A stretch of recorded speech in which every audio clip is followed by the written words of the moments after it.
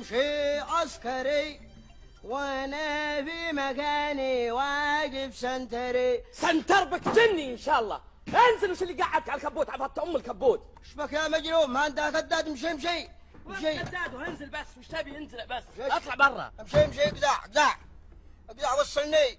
هي بالفوضى هي. شغل سيارتك واقزع يلا. وين اقزع وين بروح؟ اقول لك شغل السيارة. حول ولا قوة الا بالله. وش تزبون شيء. وين تبي تروح؟ البطحة. طيب وراك حاط ايدك هذي.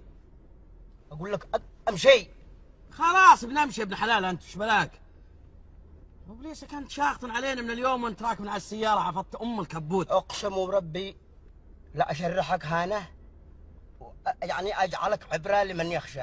وين حناب يا حبايبي بديرة قرقوش حناب فوضى هي قسم بالله يقطعون راسك ذا. قرقشوا بك اسمع.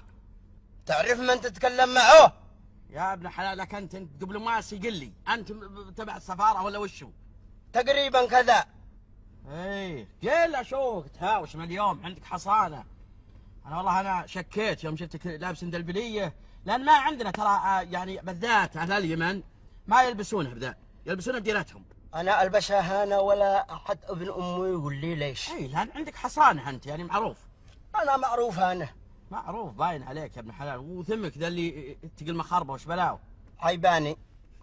عيباني. كيف حالك؟ والله الحمد لله يا ابن حلال. من وين انا من صنعاء وانتبه تسالني مرة ثانية. لا اسال ابن حلال بنتعرف نبي نخش نسوي علاقات. لا تعرف علي ولا علاقة ولا شيء. اقزع مع طريقك ولا تسألني واحترم نفسك.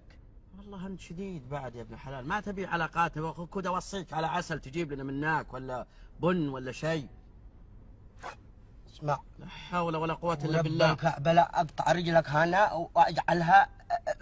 اسمع لك انت